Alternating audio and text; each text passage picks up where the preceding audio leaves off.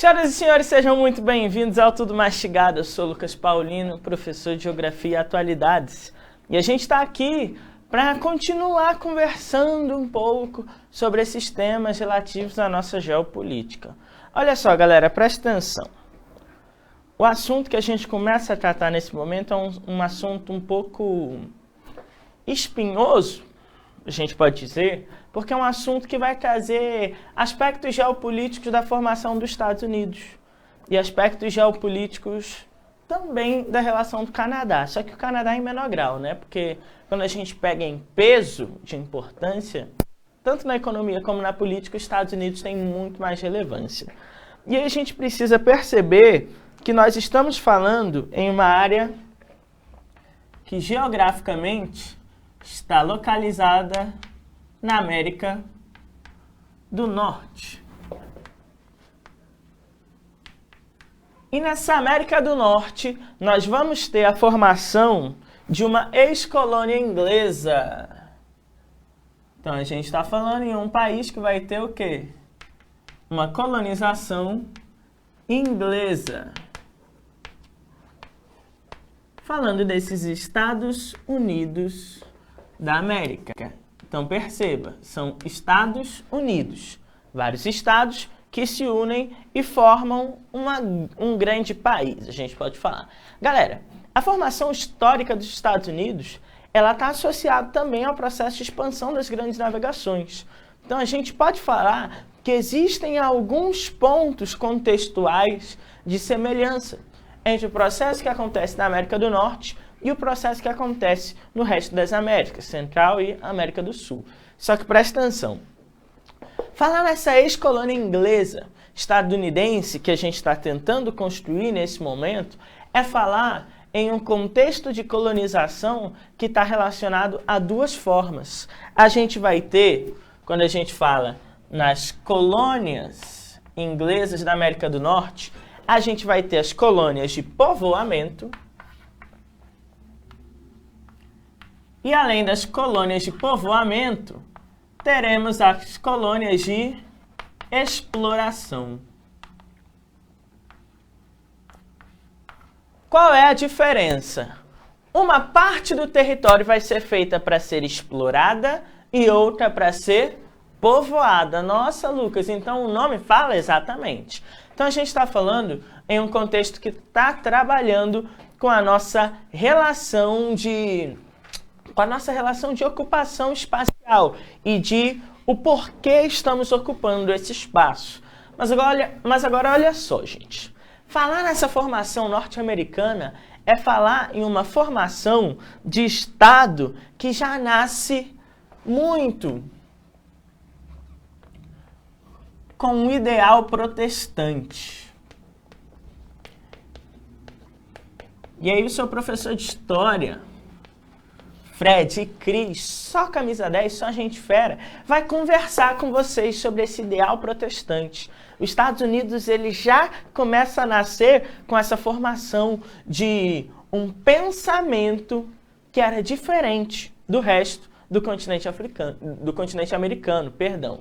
E aí, a gente precisa trabalhar algumas coisas, porque essa formação de ideal protestante vai valorizar muito o trabalho, vai valorizar muito a livre iniciativa. E com isso, o Estado norte-americano, ele se forma baseado nessa ideia de que a livre iniciativa, na liberdade de produzir, em ideias que mais para frente a gente vai chamar de ideias liberais, galera. E aí, percebendo isso, a gente pode fazer algumas relações de geopolítica externa que os Estados Unidos vai tomar no decorrer da história. Do ponto de vista geopolítico, os Estados Unidos ele vai ter um processo de expansão territorial que é dividido em algumas fases, a gente pode falar. A gente vai ter a expansão territorial voltada inicialmente para o nosso oeste. O que foi esse processo de ocupação do oeste? Os Estados Unidos, frente ao seu processo de independência, ele vê na possibilidade de ter saída para os dois oceanos uma grande potencialidade na produção de uma emergência geopolítica, de uma emergência de importância. Então, os Estados Unidos começa a perceber que, baseado nas ideias de um cara chamado Mahan, se ele dominasse saídas para os oceanos, ele potencialmente seria mais poderoso. Então, a gente começa a perceber que, a partir de um processo influenciado pelo Estado, de investimento em infraestrutura e da produção de uma lei de terras, os Estados Unidos desenvolve uma expansão para o oeste. O espaço geográfico, territorial dos Estados Unidos, ele vai começar a aumentar a partir desse momento de expansão territorial para o oeste. E aí, galera, a gente começa a perceber que essa relação vai gerar uma série de conflitos. Conflitos com ex-colônias espanholas na região, principalmente ao sul dos Estados Unidos. E a gente está falando de territórios que eram do México, ok? Galera, esse processo de expansão territorial estadunidense, ele vai se dar também do ponto de vista da expansão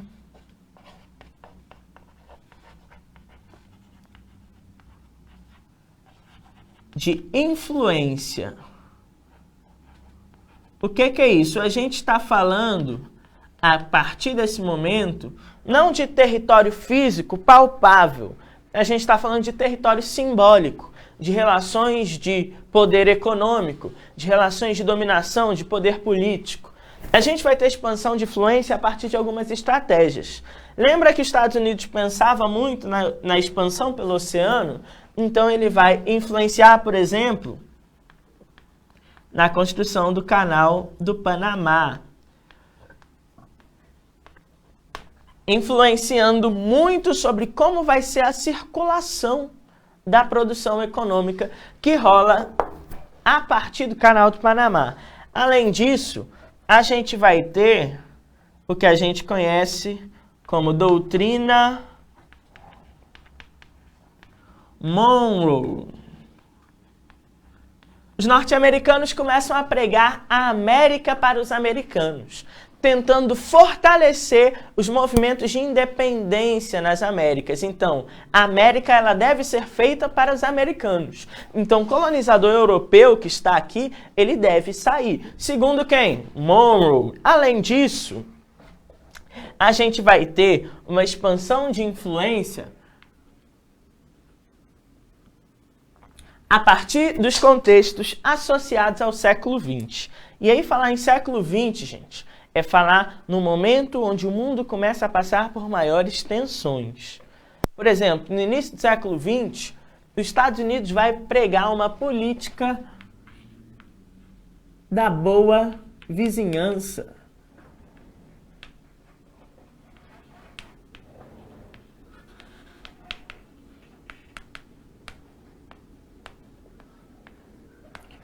O que é isso?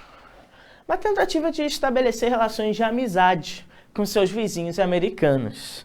E aí, galera, do ponto de vista da influência também, a gente tem a questão da ideologia do New Deal, de um ideal americano, de um modo de vida americano, que vai acontecer principalmente após a nossa crise de 29. E aí, galera, perceba, tá? Os Estados Unidos, a partir dessas estratégias políticas, a partir do século 18 e 19, começa a pregar uma expansão tanto do ponto de vista territorial como do ponto de vista econômico. Então a gente vai ter cada vez uma influência norte-americana maior no continente, ok? Galera, tratando sobre essa influência econômica dos Estados Unidos, a gente tem que começar a perceber que esse processo de expansão política ele só se dá porque os Estados Unidos têm um potencial econômico que é gigantesco. Então, dentro do ponto de vista da economia, galera, a gente precisa perceber que os Estados Unidos ele tem um potencial elevadíssimo quando a gente fala na questão da extração de matérias-primas. Temos matérias-primas nos Estados Unidos, minérios, por exemplo? Temos. Temos a base do processo produtivo. Além disso, temos o quê? Investimento industrial. A gente tem que lembrar que os Estados Unidos vai ser o berço da nossa segunda revolução industrial.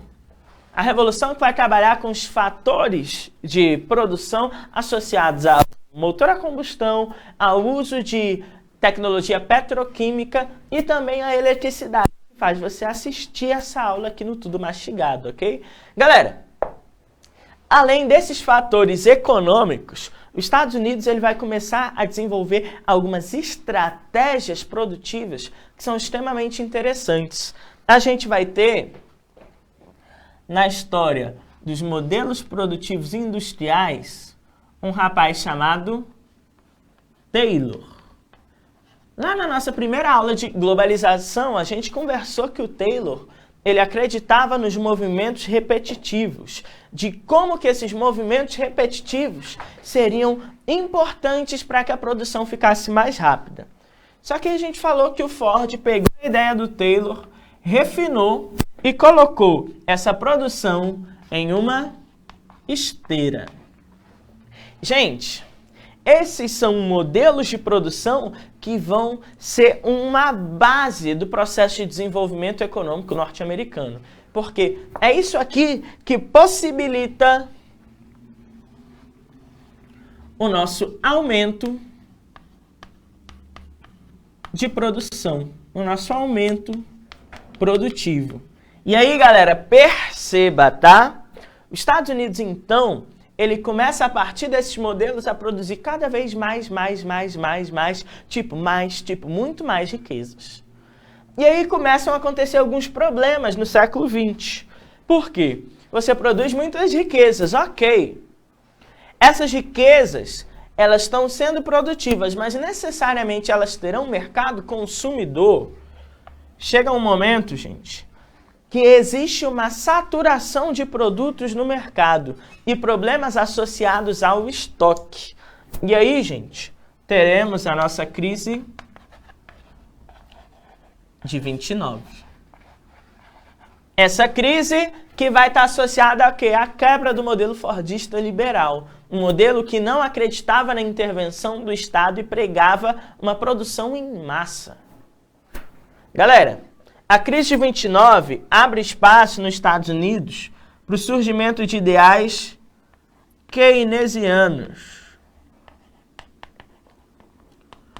O keynesianismo vai pregar para a gente uma intervenção do Estado na economia para gerar desenvolvimento econômico.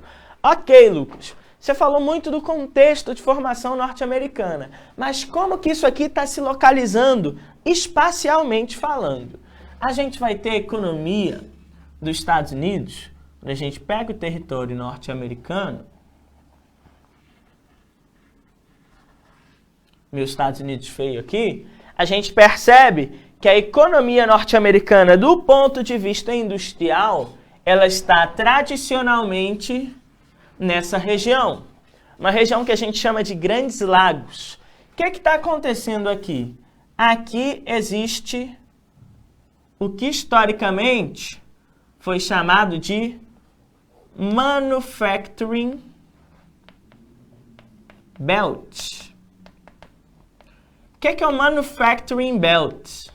O Manufacturing Belt seria um cinturão de produção industrial. A produção tradicional, as indústrias tradicionais dos Estados Unidos estão aqui. Por que elas estão aqui? Porque, gente, essa região é uma região de divisa com o Canadá. Nessa região eu tenho os fatores de atratividade industrial. Então eu vou ter, no início do povoamento norte-americano, vou ter as colônias do norte aqui, que eram colônias de povoamento, então vou ter mão de obra. Eu vou ter a matéria-prima, eu vou ter minerais, tanto metálicos como combustíveis fósseis, e eu vou ter a possibilidade fiscal no início da formação norte-americana. Então, eram locais que eram extremamente atrativos do ponto de vista da infraestrutura, ok? Só que o que vai rolar? A partir do momento que o mundo começa a se globalizar, aquela globalização que eu tratei na aula passada, esse Manufacturing Belt, ele vai entrar em declínio. Declínio por quê? Por conta desse contexto. Quando a crise de 29 vem, o ideal keynesiano vai trazer uma intervenção do Estado na economia e a melhoria das condições de trabalho. A gente vai ter o desenvolvimento de direitos trabalhistas.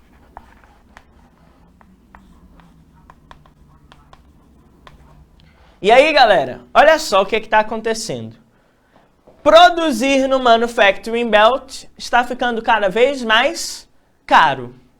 Quando a indústria tem a possibilidade tecnológica de fragmentar essa produção, a indústria faz. E aí, com o declínio do Manufacturing Belt, a gente pode chamar ele atualmente de Rust Belt. O que seria o nosso Rust Belt? Seria o cinturão de ferrugem, está enferrujado, entrou em desuso. Aqui nessa região eu tenho cidades como, por exemplo, Detroit, que é considerado atualmente uma cidade fantasma, uma cidade que foi gradativamente abandonada pelo declínio da atividade industrial. Só que, gente, nesse momento onde tudo está se fragmentando no processo produtivo, a galera começa a perceber aqui no sul dos Estados Unidos, aqui na divisa com o México, um ambiente de maior atratividade do ponto de vista fiscal. Começa a surgir aqui o que a gente conhece atualmente como o Sun Belt. O que é o Sun Belt? É o cinturão do Sol.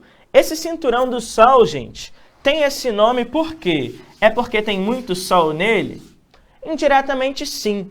A gente está falando em uma região de latitudes mais baixas, ok? Se a latitude é mais baixa, a gente vai ter um processo de insolação que é muito maior. Galera, no Sun Belt, eu vou ter uma atratividade fiscal maior. Porque é atrativamente...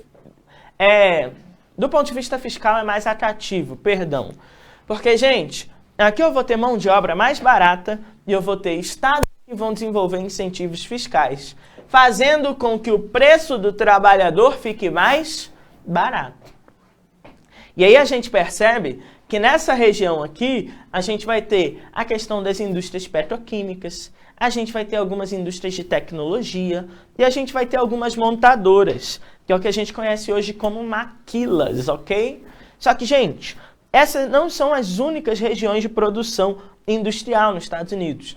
A gente tem aqui, mais na costa oeste, uma região que é chamada de Vale do Silício.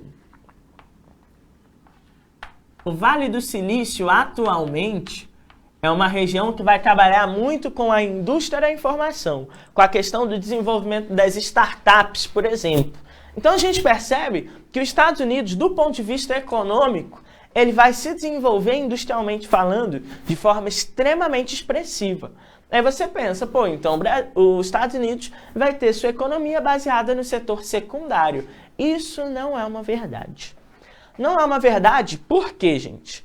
Porque os Estados Unidos, além de trabalhar com o setor secundário, ele também vai investir no setor primário. Bem aqui nesse território, eu tenho vários cinturões, que é o que a gente chama de belts.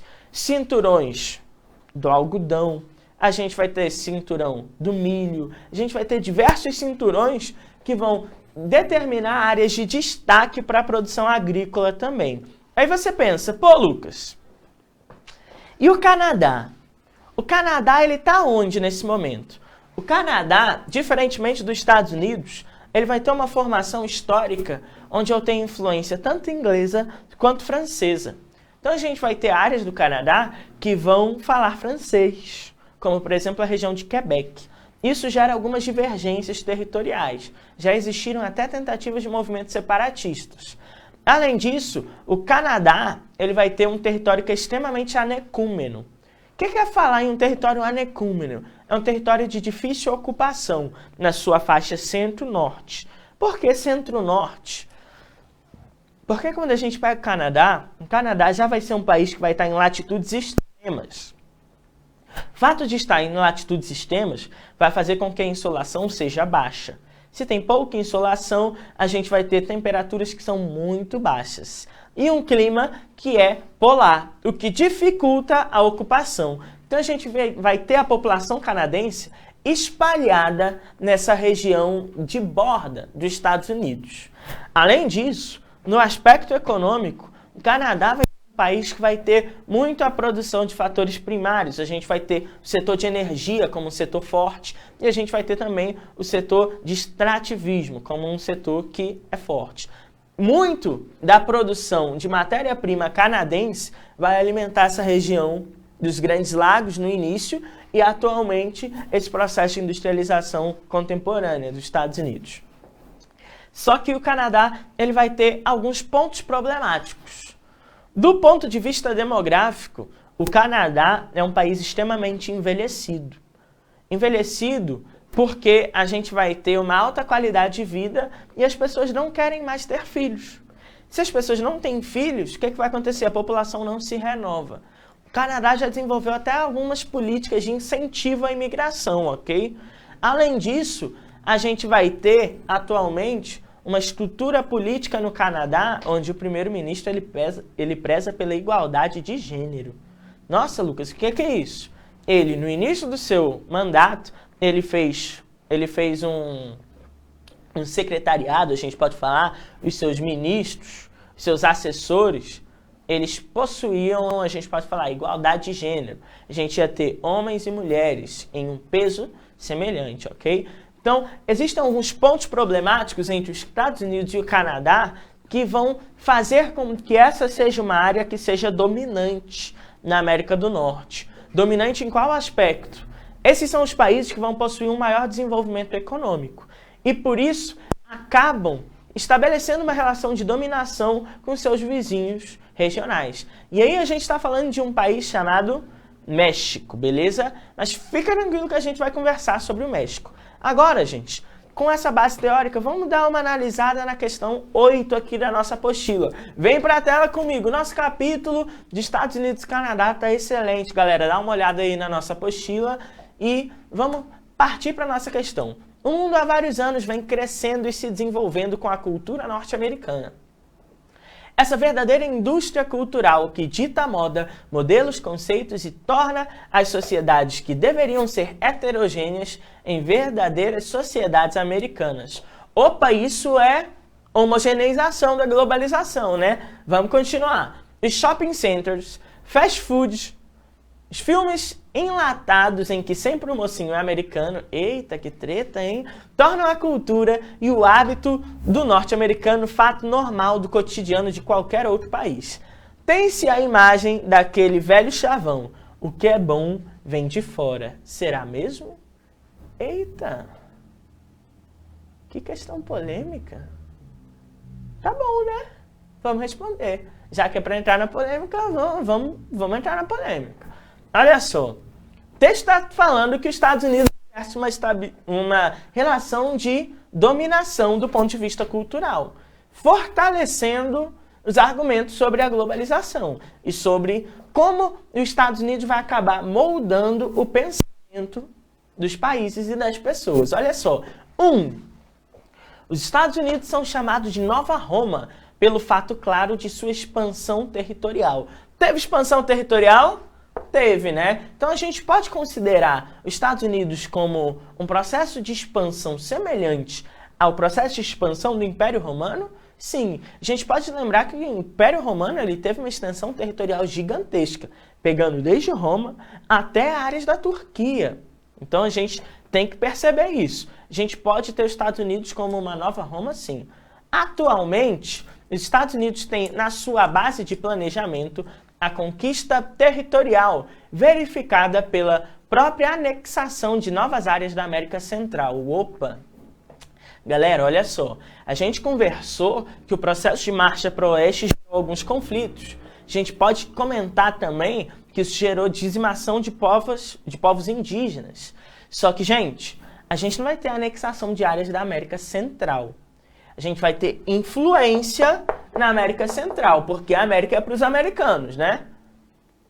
O que vai acontecer é uma anexação de regiões da América do Norte. Então não podemos falar em anexação na América Central. Então aí está errado. Vamos para a nossa 2 aí. Hoje os Estados Unidos já perderam sua posição de destaque como o primeiro país em desenvolvimento tecnológico e científico. Cuidado! Perderam a posição para o Japão. Contudo, ainda estão entre os países que mais produzem tecnologia no mundo. Gente, não podemos falar isso não. Estados Unidos ainda é uma nação dominante, tá bom? Do ponto de vista tecnológico e do ponto de vista científico. Se a gente for analisar o contexto do século XX, a gente vai ver que grande parte do desenvolvimento japonês se dá a partir de investimento norte-americano, a partir do Plano Colombo, que vai rolar lá no iniciozinho da Guerra Fria, em 1945, ok? Nosso item 3, olha só. Grande parte da influência conseguida pelos norte-americanos se deu devido à influência cultural, que dita moda, hábitos, sociedade e que deve seguir, inclusive, o hábito de consumismo. Gente, volta pro quadro aqui, ó. O que a gente está falando? A gente está falando aí do American Way of Life. O modelo de vida americano que dita essa sociedade de consumo a qual nós vivemos, no contexto de globalização. Galera, olha só, amanhã à noite eu estarei aqui e a gente vai conversar sobre vários outros temas relativos à geopolítica das Américas. Não deixe de acompanhar, dá uma olhada aí no nosso material. Fica tranquilo que mais tarde tem mais, à noite vai ter uma galera aí fera para desvendar várias partes da prova do Enem para você. E é isso aí, a gente se vê nas próximas oportunidades. Beijos, abraços e